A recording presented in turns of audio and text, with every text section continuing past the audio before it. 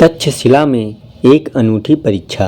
तक्षशिला विश्वविद्यालय में आचार्य चाणक्य अपने अद्भुत ज्ञान और नीतियों के लिए प्रसिद्ध थे। उनकी दूरदृष्टि और चतुराई को हर कोई मानता था, लेकिन कुछ युवा शिष्य उनकी बुद्धिमत्ता की परीक्षा लेना चाहते थे। एक दिन उनमें से एक शिष्य ने जंगल से एक नन्हे पक्षी का बच्चा पकड़ा और उसे अपनी हथेलियों के पीछे छिपा लिया। फिर वह अपने साथियों के साथ चाणक्य के पास पहुंचा और पूछा, गुरुदेव, मेरे हाथों में एक पक्षी है, क्या आप बता सकते हैं कि यह जीवित है या मृत? शिष्य ने सोचा था कि चाणक्य के पास इस प्रश्न का कोई सटीक उत्तर नहीं होगा। यदि वे कहते, एक दिन उनमें से एक शिष्य ने जंगल से एक नन्हे पक्षी का बच्चा कि पक्षी जीवित है, तो वह अपनी मुट्ठी बंद करके उसे मार सकता था। और यदि वे कहते कि पक्षी मर चुका है, वह अपनी हथेलियां खोलकर उसे उड़ने दे सकता था। इस तरह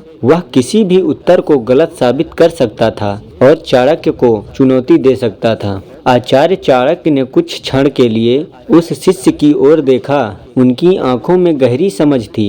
वे मुस्कुराए और शांत से बोले, वत्स, इस प्रश्न का उत्तर तुम्हारे ही साथ में है। यह तुम्हारी इच्छा पर निर्भर करता है कि पक्षी जीवित रहेगा या मरेगा। शिष्य और उसके साथी यह उत्तर सुनकर चकित रह गए। चाणक्य ने न केवल उनके जाल को भांप लिया, बल्कि एक गहरी सीख भी दे दी। चाणक्य का यह उत्तर केवल उस पक्षी के लिए नहीं था, बल्कि यह जीवन की एक महान सीख थी। उन्होंने यह स्पष्ट कर दिया कि मनुष्य के कर्म ही उसके भविष्य का निर्माण करते हैं। जीवन और मृत्यु, सफलता और असफलता, सब कुछ हमारे अपने हाथों में होता है। शिष्य को अपनी भूल का एहसास हुआ। वह समझ गया कि चाणक्य केवल एक महान शिक्षक ही नहीं, बल्कि एक असाधारण बुद्धिमान व्यक्ति भी हैं। उसने आचार्य के चरणों में गिरकर क्षमा मांगी और, गुरुदेव, आज आपने मुझे सिखाया कि हमारा भाग्य हमारे अपने हाथों में होता है। हम जो भी कर्म करेंगे वही हमारे भविष्य को तय करेगा।